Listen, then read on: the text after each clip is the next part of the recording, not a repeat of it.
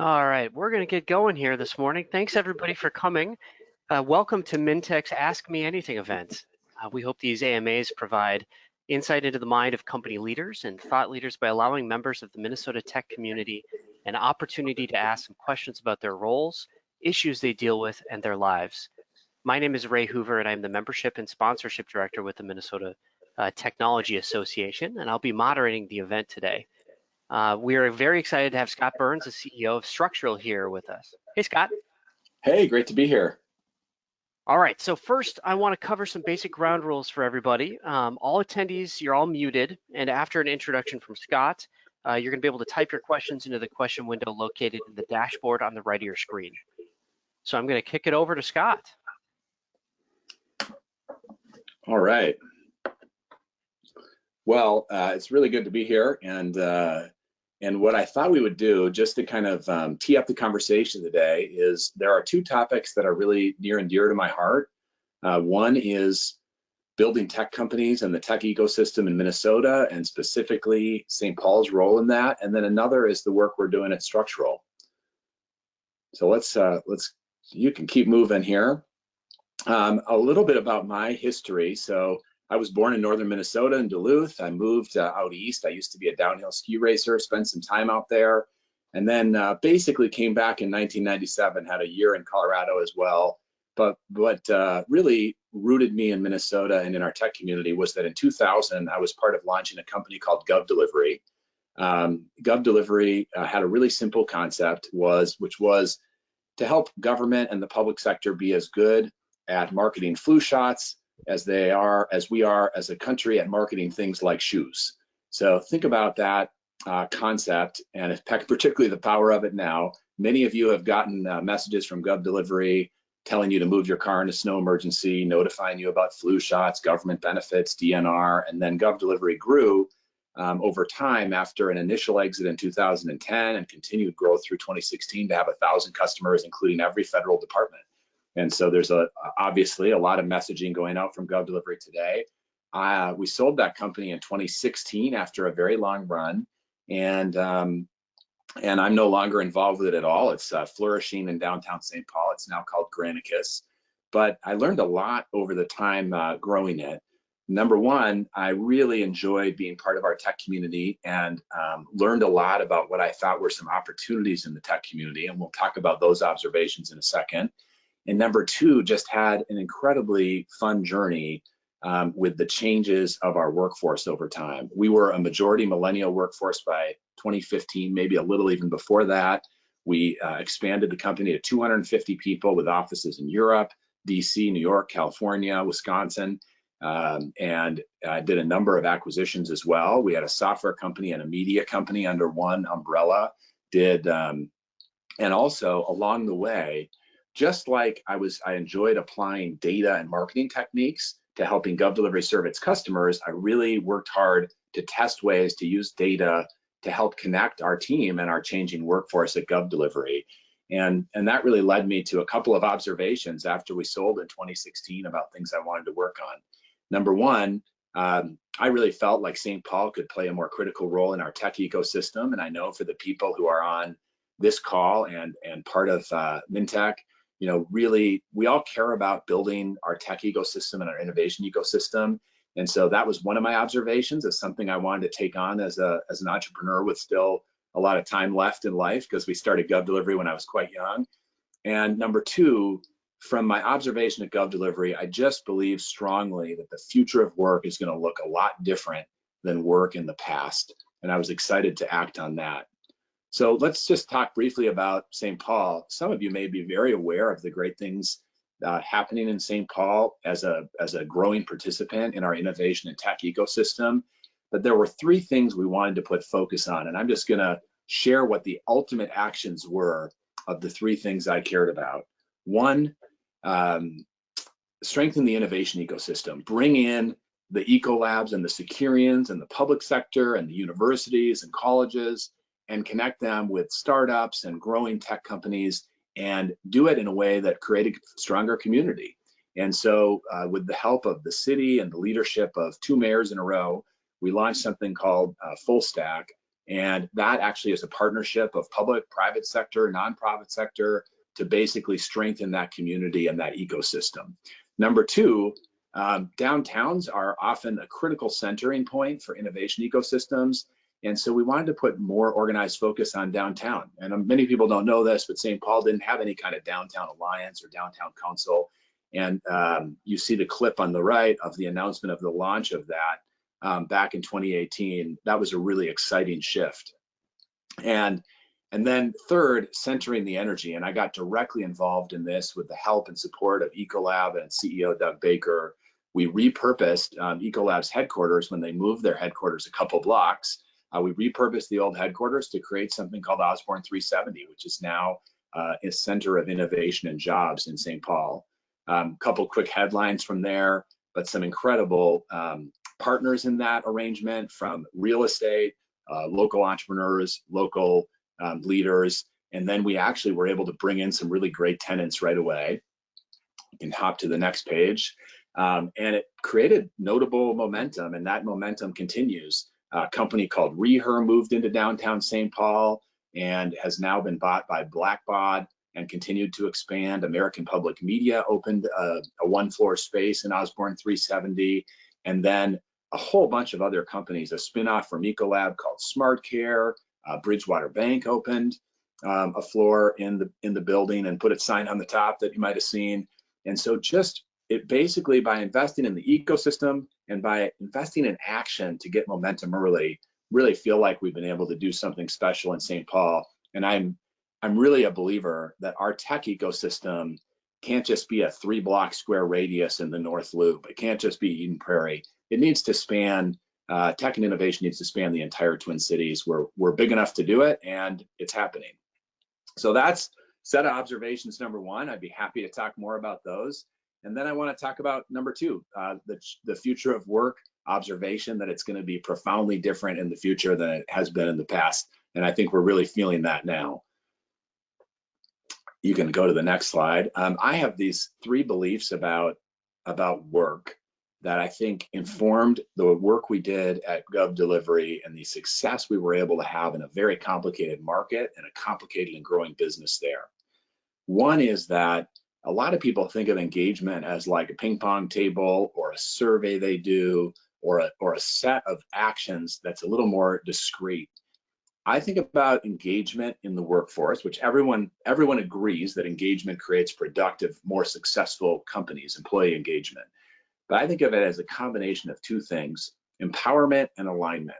Empowerment is allowing people the tools and capabilities and autonomy to get done what they need to get done to contribute within an organization. And alignment is fostering an understanding of what their peers are doing, what the company or the organization is trying to accomplish. When you bring those couple of things together with a nice dose of accountability, people are very engaged in what they're doing. And there's a lot of research and things around that, but I'll just leave it there for that belief.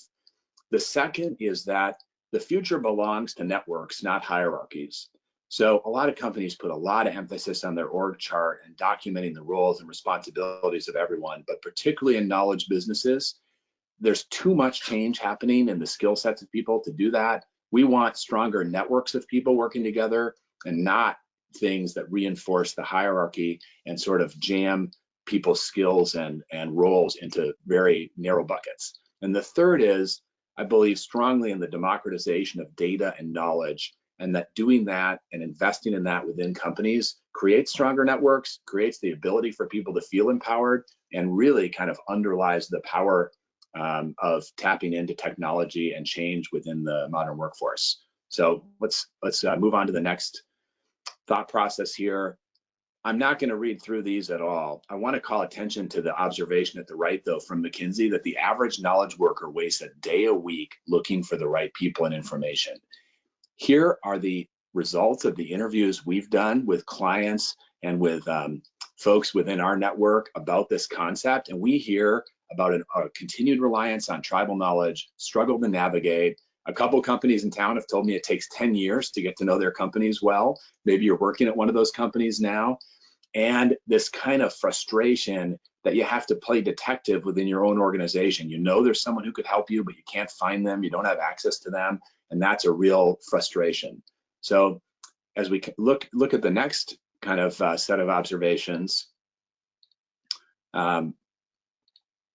is really from connected organizations. So why do connected organizations win when disconnected organizations lose? And it's because people can find the teammates they need. They can find the skills they need. They can promote themselves and gain new opportunities. They can build their internal network. They can find the training and mentoring and learning opportunities they need faster. They can find the help they need to close a deal, staff a project, and get the job done. And that's a critical reason why connected organizations win when disconnected organizations lose. As you kind of move next here, obviously we're all feeling this now. McKinsey just came out with an amazing paper called To Weather a Crisis, Build a Network of Teams, that really talks about how a network of people getting the job done, and actually a network of teams then forming where a series of teams evolves to tackle a major crisis or a major problem, is a much more successful way to get the job done than relying on the traditional hierarchy. And I strongly recommend that article. If you look at my Twitter feed, SM Burns, you can find it posted there. And then obviously remote work's been a critical part of getting the job done over the course of this COVID-19 process. So let's see here, this slide, you can just move past this slide. It doesn't look like it came up very well. The previous slide just shows the use of data in personalizing marketing messages. And this is kind of like, okay, we get it. Connected organizations are better than disconnected. How do you use data to connect people? Well, this already happens in marketing all the time. So when you get a marketing message, data is used to personalize the message, to know what you've bought before, to tap into other data about you, to really help you get a personalized message. We're not just relying on the old-fashioned billboard on the side of the road anymore.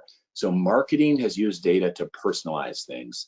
When you look at social media here, social media on Instagram on the previous slide, or here on this example from LinkedIn, is using data to help you make the connections you need to be more successful professionally, to find information that's useful to you, to find social connections, to find neighborhood connections. It's all rooted in data, but yet we're not using data inside our own companies very effectively to connect and empower people the way we need to. So that's kind of where you're not gonna hear a big structural pitch today, but this is how we decided to launch Structural. We wanted to use this old concept of a directory and take advantage of how data exists today, organize it around people, and then basically allow people in a democratized, empowered way to find the connections they need in real time, and even to have suggested connections appear. So as you continue, think of all the data that exists today that goes so far beyond the resume, that tells us what people are working on, what they're interested, what they know, who they're connected with. It sits in Salesforce, it sits in personality tests, it sits in Slack or Yammer or Teams. What we're doing is reorganizing that data around people and then putting very intelligent tools through data science and search on top of that information. So you see this rich profile for Jennifer on the right. Here's an example of a search. You can move on, move on to the next slide. And here's an example of a team that's organized, and now I can see all the data I have on that team about people's capacity, skills, needs, interests, development goals, all of that in real time. And again, this isn't for the HR team or managers only, it's for everybody. It's democratized and it's used in real time to get work done, not to plan the staffing organization for next year. The reason that matters is you can't have a fast-moving company that builds networks of teams if you rely on data that you're only accessing once a month or in certain teams or certain groups. The network gets powerful when it's responsive, when it's agile, when people are accessing the right colleagues and contacts at the right time, when you get more dynamic perspectives, when you bring in people from different areas and give them the opportunity to contribute in new ways. And what you really find is if you get that network right, you get performance improvement, more creativity, and more engagement from people because you're tying them in faster to the opportunity to contribute at the most critical moments within your organization, whether it's weathering COVID-19 or closing the most important deal of the month. Any of those things could be that crisis or that opportunity that you need the team to form quickly for. And sometimes teams form for a half hour or a day. All right, so that's just about going to wrap things up for my quick overview here. I do want to give you a bonus because we're out talking to so many different people and leaders in the workforce, from retail to tech to medical, all across industries. Structural works across all types of companies. Tens of thousands of employees are on our platform. There's a few things that we see that I'm confident are going away over the next 5 years. Some of these are observations from before COVID, and some have been accelerated. But number one, annual reviews. If the pace of your coaching and review process is annual, you have a real problem. And the research is profound that annual reviews don't work, that it was created by corporate America, it was flawed, they've never worked, they don't help your team develop, and they don't help people get more engaged in your company. You should stop doing them quickly, or at least complement them with much more active coaching and support. The second is work-life balance. This was a failed concept from the beginning. If you're trying to keep something in balance, you're putting it in competition, you're introducing incredible stress. I got to do a little less work, a little more life, a little less life, a little more work. Just give yourself a break and move away from this concept. Work-life integration is the future, and that means harmony. That means thinking about holding these things together in a way that works for you and letting your colleagues do it in a way that works for them, and creating the flexibility so people can come to the right solution for them, and not sort of enforcing tough boundaries on when work can be done and can't be done. We all stress out over that, and it's actually a concept that is broken and needs to be really rethought. The third is training budgets. It's the golden age of learning. Yeah, you might have a training budget, but what people need is training time, training opportunity, and training support. And so think about how your company supports learning, not how it puts somebody in a conference room in the suburbs to do old school training. Another thing, it's a little controversial, but I don't think work from home is going to be a thing 5 years from now. I really believe that we're going to call it work, and it's going to be flexible work from anywhere. When you move somebody to home, what you really mean is you can do your work from anywhere, and you're going to have to explain, in knowledge industries in particular, you're going to have to explain to somebody why they need to be in the office, not tell them that you have this special benefit that they can work from home once a week. And finally, company-owned career tracks. People really want to be empowered to develop today and tomorrow and this afternoon. And the idea that they invest 30 years with a company and the company owns their career track was already shifting away, but Gen Z and I think the acceleration of this kind of thinking from this crisis is going to put it to bed forever. So that gives you a little overview of things that are on my mind. And now I'd be happy to take any questions. Thanks for that, Scott. That was great. A lot of information, a lot of good questions to be had out of that. Every one of our members are rethinking the nature of work and what that means for their employees. But I wanted to start with a question that came from Paul. Really great question. He says, my daughter graduates from the U this month with an honors degree in bioproducts and biosystems engineering, but her future looks very different from what she anticipated even a couple months ago. In the current uncertain job market, what advice would you give to the class of 2020? Oh, that's coming up so much right now, and it's painful. It's painful to hear from people who are coming onto the job market today. We all know that it really does shift your career, your opportunity to come out during a really tough time in the job market. And so the first thing is you're going to really need to support and help your child through this time. It's going to be a tough time. Now, I think that the first advice I'd give people is obviously to consider whether there's an opportunity for them. They want to enter the job market, in my opinion, as quickly as possible, as long as they can do so in a way that they can learn and build skills. So if you've got the education, if you've got the skill set, find a place to learn and build skills and try to help her find that path as quickly as possible. If you can't find that in a job and you just need to take the Starbucks job, try to kind of manage a separate track of learning and development, even if it's kind of doing a free internship or a project on the side or volunteering. Try to continue nurturing that core skill set that you feel is going to be the basis for the career you want to have. I barely caught that degree, but it sounded pretty advanced. So let's try to make sure we're learning and evolving in that area, even if you got to take the barista job temporarily, and move as quickly as you can, maybe lower the bar on income and find the quickest job you can find that's going to allow you to start learning and get those kind of workplace skills right away. And it may be a tough road for people. Kids are going to need a lot of support over the coming months. I have a person I've been mentoring who's got a job in retail, and I'm really worried about that sector for her. And you know, she's just going to have to be creative and maybe pivot a little bit to find a place where she can enter the job market, build skills, and learn. Yeah, our CEO, Jeff Tollefson, recently had mentioned in the Star Tribune when we were discussing that, and it feels like our industries aren't being affected quite as much by unemployment concerns, but that's a really tough one. It seems like new hires are stagnating a little bit. Next question is from Mike. What would you say to convince a current employer to stop resisting work from home as standard non-COVID practice? They just don't believe that distributed teams are as effective as in-person side-by-side collaboration. Well, I think I'm a believer in hybrid solutions. Actually, at Structural, you know, we're a smaller company, but this was fairly true at Gov Delivery. We had flexibility, but we definitely had a work from the office component for that kind of collaboration. Structural, for our part, was on a Tuesday, Thursday default from home schedule, Monday, Wednesday, Friday default to office.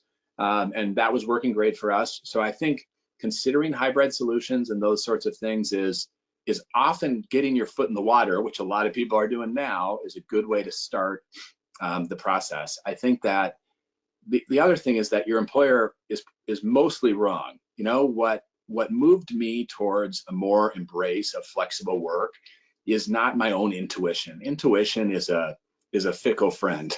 And I think that the statistics are compelling that in knowledge work, you will be able to recruit better people, keep them for longer, lead them to a higher level of productivity, help them bring more joy to work, which fosters creativity, if you have as much flexibility as your industry allows. Some industries just, it's hard to be totally flexible.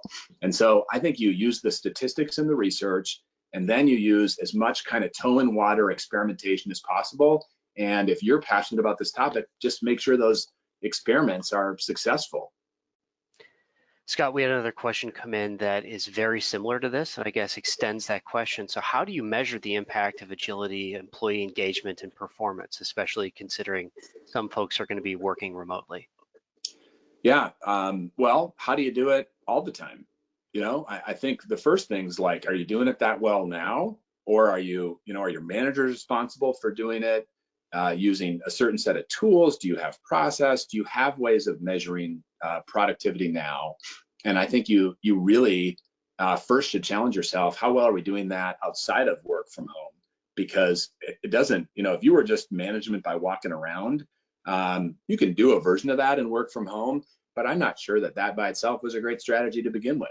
So first, invest in getting better at it in whatever environment you're working. And now that we've all been forced into work from home, I think this is a chance, if you haven't invested previously in rigorous sort of check-ins, use of data, and some level of metrics in how you set the rhythm in the teams within your business, this is the right time to do it. It's sort of the right time was actually before the event, but in the absence of having done it then, this is the right time.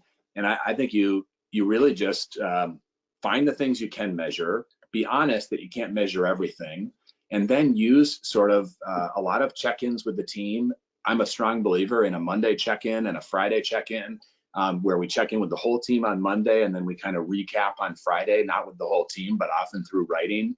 And that works pretty well for us in the things that are more subjective. And then in the objective things, like did we deliver, did we sell, did we get software written, we have a lot more hard metrics. I think every business is different, but it shouldn't be that much different in work from home or distributed work than it would be in person. I just think this is the time when we're kind of being forced to question how well we were doing it in the past.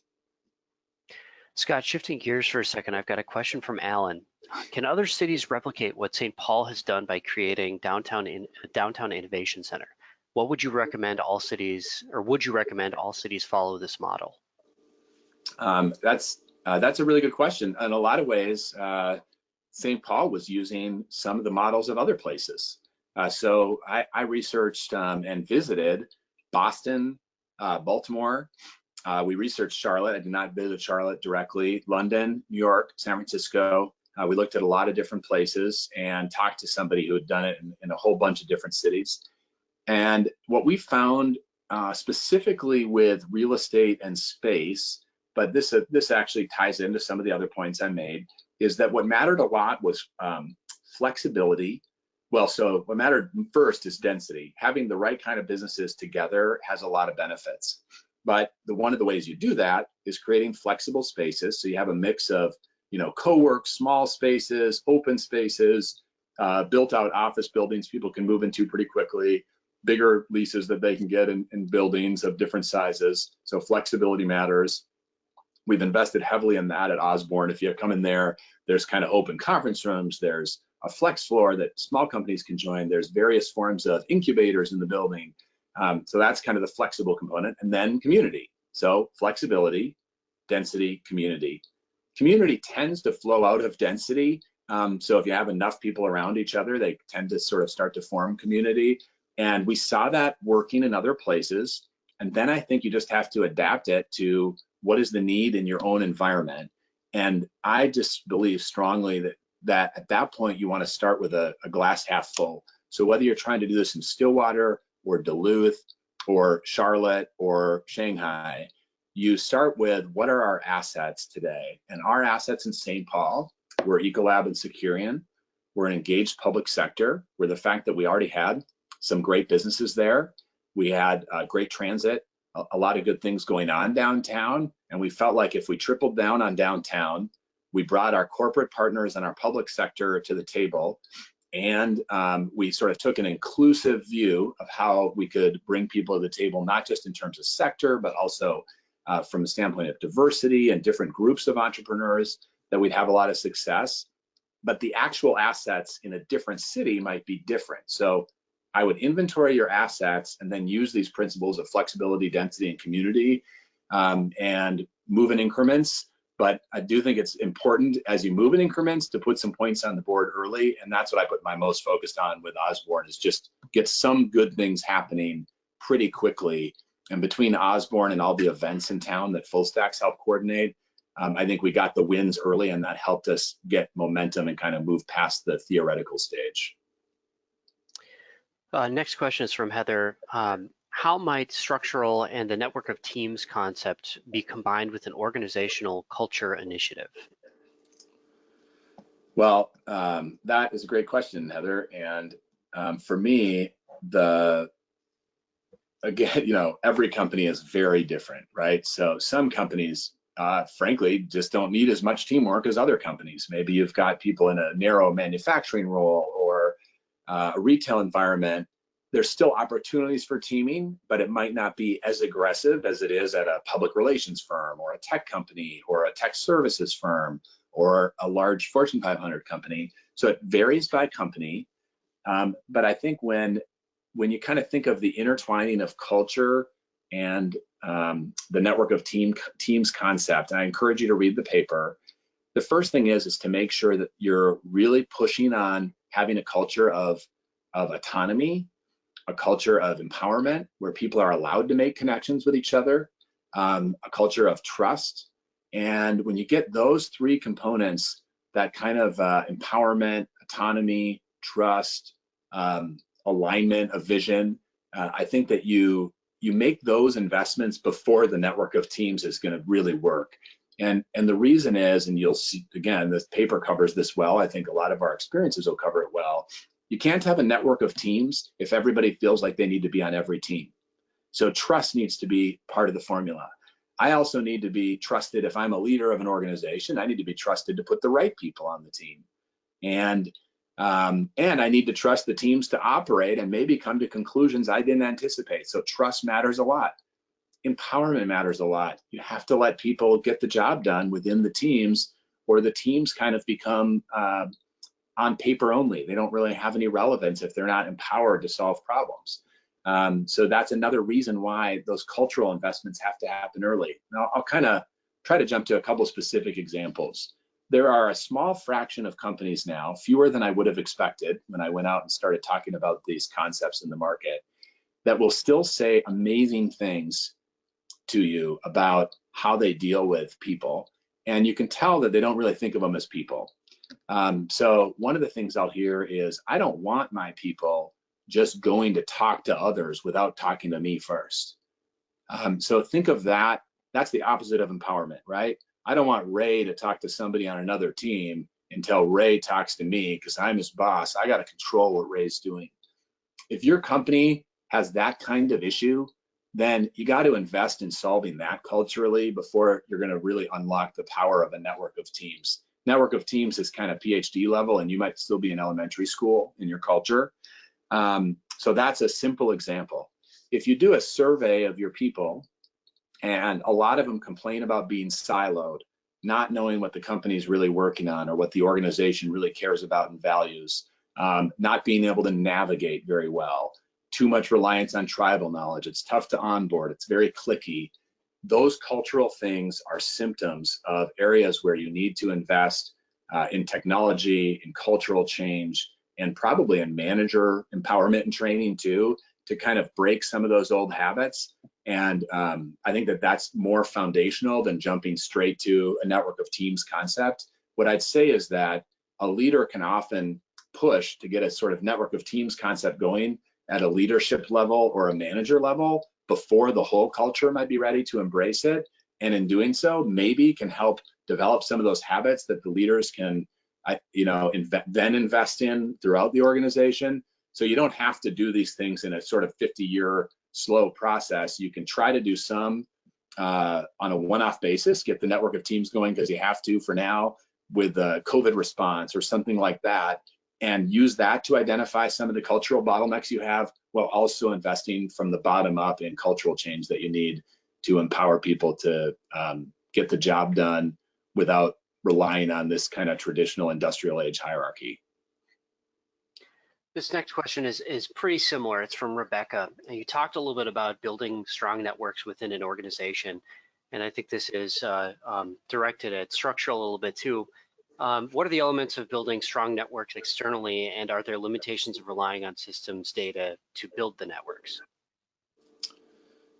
Strong networks externally, I think, if I heard you right. Yeah. Well, I think we're less limited. We're less limited now in the networks we can build and manage than we've ever been in the past. And some of the tools that we have for it are just really mind-blowing if you compare to the past. I started my career in 1998, which was a much better time to get out of college than now, because we're still kind of in the dot-com boom at that time. And it was hard to build a network internally or externally. Companies were hard to navigate. I interned at an investment bank. I worked at McKinsey, which is, incredible place to network and was very well organized for it, but it was still hard. People didn't always call you back. You couldn't find the right people. You didn't know somebody was working on something in Norway when you were in Minneapolis. And so what's happened, what's shifted, especially with our external and social networks, I think this is still weak within companies, which is why structural exists, is that you have more transparency about who people are and how to get to them than ever before. Now, on the negative side, it's very easy to contact people, and everybody knows that we're getting maybe too many inbound messages from people who want to sell us something or whatever. But on the positive side, that transparency allows you to be found for opportunities you weren't found for before, to be brought into other people's network that maybe you wouldn't have had access to in the past, to find networks that you can proactively seek to join, find contacts, and to have a little more context around people. You can see what they've done, where they went to school, all of that. So I think it's the golden age of being able to build a network. The only limitation to it, I think, is time and also focus. So you don't just want a bigger professional network. You want one that advances your ability to learn and be successful. We actually just did Structural just launched a podcast called Resilience, and there's some really good interviews on there. But one common theme from the leaders we've interviewed, and their people are incredibly transparent on the podcast, is that they invest in relationships with people they can learn from, people that they can trust, and people they can trust to be honest with them. And that there's, if they have specific career goals, people often invest in building a network with people who have already moved beyond the goal you're pursuing today and are maybe a couple steps ahead. And sometimes I think we rely too much on mentors close around us or related to us or whatever, when people have been incredibly open for me and in my experience with others in giving access to themselves if somebody has a real reason to want that access. So if somebody came to me tomorrow and said, I want to start a software company in the next 3 years and I could really use your help, in all likelihood, I would take that call and try to help them and serve as a mentor to them, particularly if I felt like they didn't have access to other mentors like me. And so I think you want to have that kind of strategic view of where you're heading and invest in your network around that, not just show up at every networking event and take every card and build your network haphazardly. So your focus will help a lot. And then I think it's the golden age for making it happen externally. Harder to do internally, but Structural's working hard to make that a lot easier at companies. Next question is from Jack, and he wants to know what actions leading companies are taking to position themselves for success in the post-COVID reboot. Well, I've seen so much variety on this, and I don't think anybody knows can totally predict what the future looks like. But I have seen some interesting things so far. So the first thing that I think is really important is to make sure that you survive and make sure that you get to the next stage. And for a lot of companies, that's fundamentally what they're thinking about right now. Because until you can answer the how do we survive, do we have enough money for next month, for next 6 months, you really can't. It's very hard to start thinking too strategically. Once you've crossed the survive hurdle, trying to come up with some specific examples, but I would say the real common theme amongst our clients is thinking about what the future is going to look like. So if you're in retail, that's a lot different than if you're in medical services, and it's a lot different than if you're in public relations or tech services. But as you sort of envision that future, the companies I see that are doing well are investing in future success once they've sort of got survival figured out or under control in the near term. What that means is we're going to need to, if you're in retail, we're going to need to invest more aggressively in contactless pickup, in a more efficient retail experience, in a lower staffing model where maybe technology is used more aggressively to help people serve themselves either online or before they come into the store. I just picked up a bike at Eric's and I had an incredible experience ordering the bike, and then a good, efficient experience in the store where I felt safe. We had masks on, we got the job done quickly. And I could tell that they'd already kind of thought this through a little more, partially because people are buying a ton of bikes right now. They're probably getting a lot of experience. I think in retail, some of the things are obvious. Got to sell online, got to make it more efficient. Some are less obvious. And then if you take like health services, consulting, other things, I'm hearing more flexible staffing models, leaning more, investing more heavily in flexible work, but also in the tools that allow that to be done efficiently, really engaging their people in how they can identify markets that aren't going to be as affected by COVID. And so a lot of people think banking, healthcare, technology might not be as effective as some other markets. And so if you're selling things, you obviously want to adjust your business to sell to those. Those are just a few of the things I'm hearing. Again, try to predict the future where you can. Make sure once you're sure you're going to survive, you're investing in things that'll make you successful in the future. And then that other component of just trying to be a little bit predictive in terms of where the opportunities might be a little more fluid over the next 6 to 24 months, based on market or different kinds of activities that we think are going to be growing, while obviously parts of our economy are going to continue to shrink and struggle. You talked about annual reviews soon becoming extinct, and so this takes it into an interesting direction. And you talked about companies needing to be a little more fluid, and I think this relates pretty directly. What are some of the emerging best practices, or what are some innovative ways to manage performance? That is a great question, and I think it's hard for a lot of people to imagine getting rid of annual reviews and not replacing them with something. Even now, I have a handful And I've seen a handful of people who are even earlier in their career saying, when's my annual review? When's my write-up? And I get it, especially when people come out of school, they like to get grades. So I'll share a sort of another reason to get rid of them, and then I'll give you a couple examples of best practices. So there's actually a growing body of research, often published in Harvard Business Review, specifically that criticizing people, this idea of like feedback is a gift. I want to give somebody feedback, and that's going to be so helpful to them. Critical feedback in the form that it's typically given is more likely to hurt future performance than help it. So, wrap your head around that for a second. In that annual review, those things you felt like, we all have written them.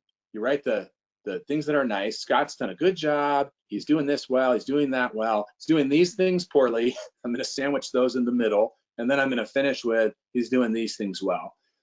The psychology is that I really focus on that middle group, and without a clear path forward to getting the experience and coaching I need to improve in those areas, that critical feedback is going to sit very, very poorly with me. And managers tend to overemphasize how capable they are of helping somebody address the critical feedback. And so they often lob it in there without a great plan and sort of ongoing coaching to improve.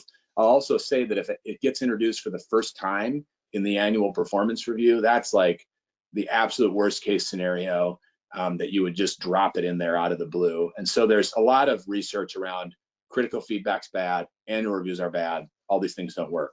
But then what do we replace them with? The best practices I've seen are much more about creating a learning environment and an empowered and accountable environment internally. So the first thing to do is to focus on how your teams and your organization works day to day.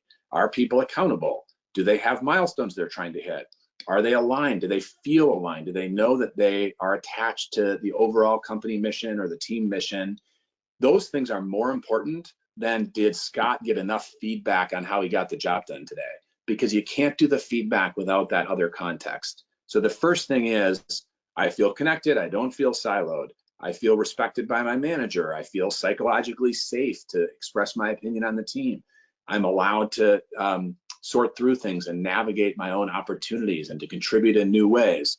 Once that's in place, the sort of icing on the cake that replaces the annual performance review in a really powerful way is just active coaching, both from peers where it's appropriate and also from managers. And so training managers on being better coaches, helping people along, both from giving them experiential learning opportunities and also from giving them direct and clear feedback on how they can improve in certain areas. Sometimes that's through, hey, Ray's not a good public speaker. I'm picking on Ray a lot today. Sorry, Ray. Ray's not a good public speaker. We're going to get him into experiences where he can try that out more. Or Scott's not very creative. We're going to push him in that area a little bit and give him some opportunities to try to tap into his creativity. And then there's more direct opportunities where we're going to have Ray sit with our sales team or travel with them to get exposure to how they're doing things and to get some real-time coaching on his speaking that are really the best practice. Just giving him a list of things he's not great at in that annual performance review or that he needs to work on is only going to have negative results. Well, I'll take that with a grain of salt. But yeah, all hypothetical question. with Ray. I don't know Ray's. I didn't get Ray's development report. I made state speech in Minnesota, so I feel pretty good about that. All right, so Brian has a really good question. So what data does a leader need to pay most attention to in the post-COVID reality where team members have been furloughed or let go and the remaining employees have to do more with less? What data is useful for leaders to access and employ to help keep team members engaged, motivated, and productive? Well, it's a really good question. It's very specific. Could be very industry specific question, but the first thing, everybody's giving great advice on this right now, is that you really got to check in with people and find an efficient way to check in. And I think that it's really tempting to start every conversation right now, and it's appropriate. How are you doing? How are things? Do you feel healthy? Do you feel safe? But we do need to get the work done too. And so you got to kind of shift to the work side of things. The questions we're seeing folks ask that are really important is, Do you have the tools you need to get the work done? Do you have access to the people you need to get the work done that you need to get done today? Do you know what the work is? Do you know what we're asking of you, what we need to get done? That at an individual level, do you have the right tools? Do you have the right access to people? Do you have the right support, the right environment? People are really forthcoming when they're asked those questions about the answer. I don't have good enough internet. It's not the right computer now that I'm in a new situation. Obviously, in a manufacturing environment, hey, the social distancing isn't working for me. I can't hand things off fast enough anymore. I've got to figure something else out. And I think you got to ask those questions specific to the individual. Do they know what they need to do? Do they have the tools, the access to others, and the ability to be able to get the work done? I think that the other thing I think you can do is really look at, everyone wants to do more with less. I hate that phrase. Sometimes you have to do more with less, and that's true. But if you can always do more with less, you can eventually do everything with nothing. And so you got to kind of watch the logic of that with your teams.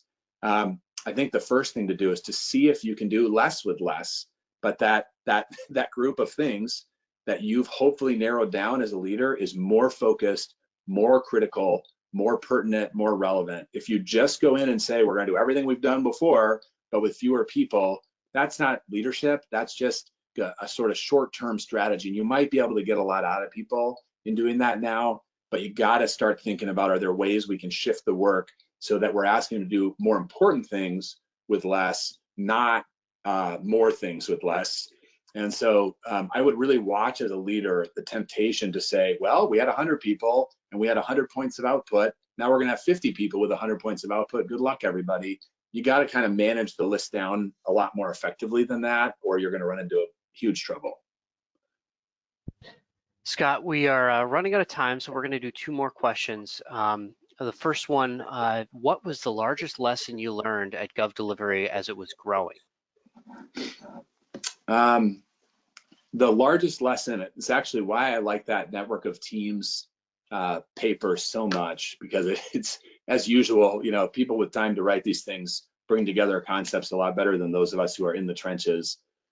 But what I learned is the incredible rewards of empowering people to get the job done and doing it in a way where the solutions they come up with might even be a little bit outside of the solutions we originally predicted. So version 1 of Scott as a leader, when we were coming out of the gate, I thought ideas and leadership meant my ideas and my leadership getting my ideas implemented.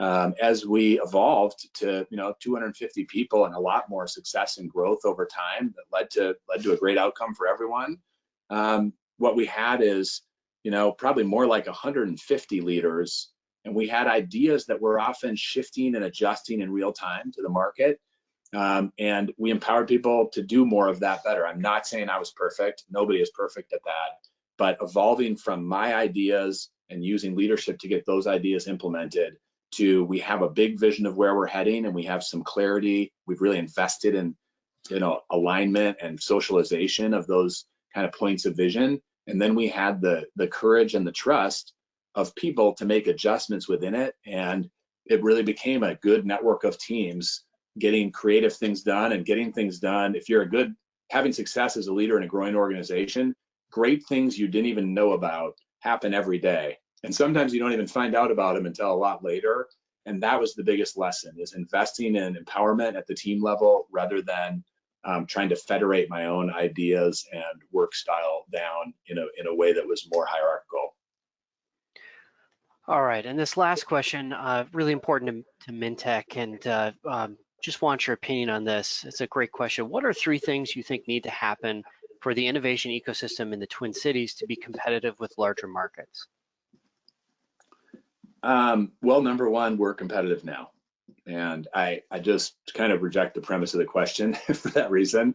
To be more competitive, if you look at the numbers, we have a tremendous innovation ecosystem. It is not perfect, but it's got a lot of strengths. And so let's first not set it up as we're weak. A lot of cities and states would kill for what Minnesota has as an economy, diversity of economy, and the innovation ecosystem. There's a lot of strength to it.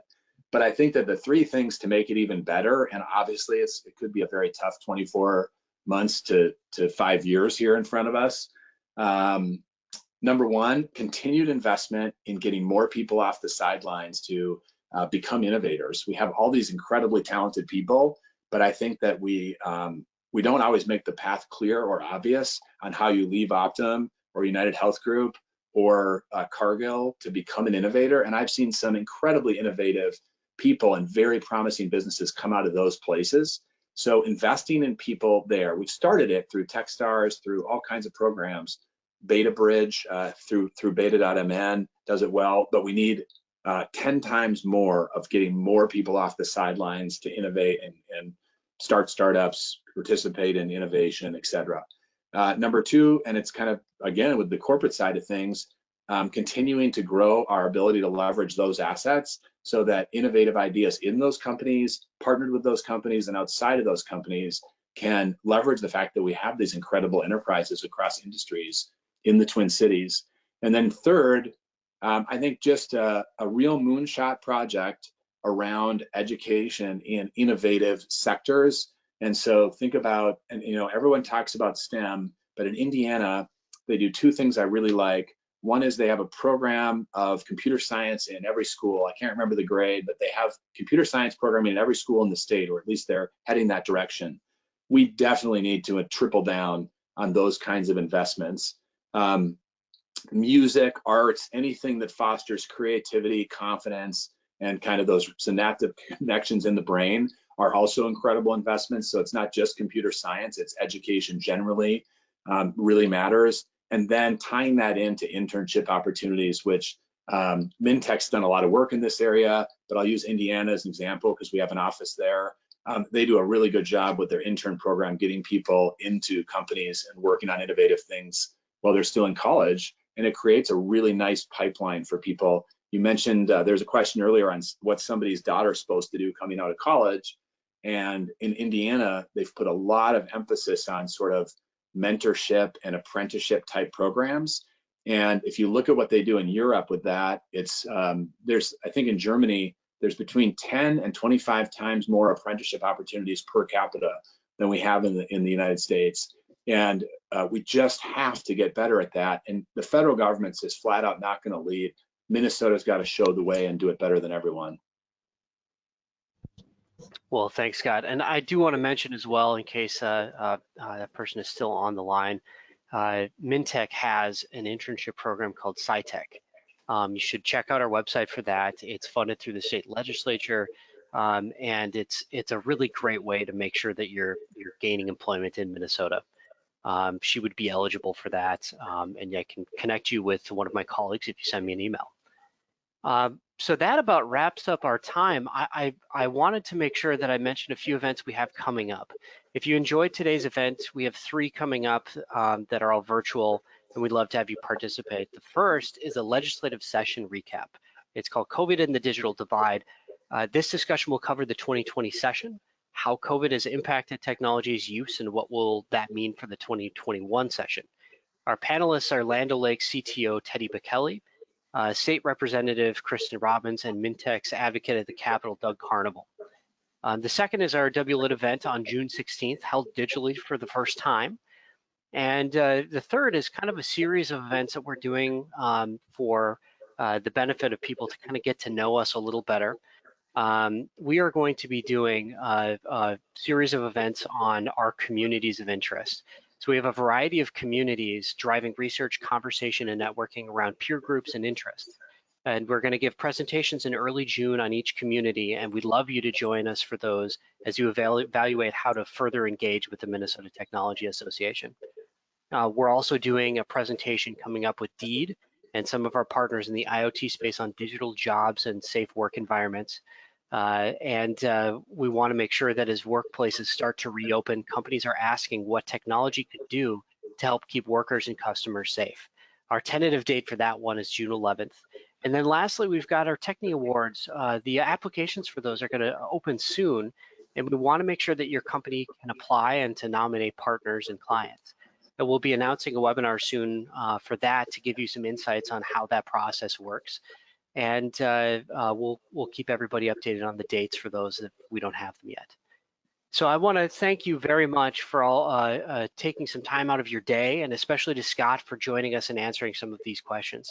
If we didn't get around to answering your questions, if you have questions about membership with our organization, or if you have ideas for an upcoming event, please email me at ray@mntech.org.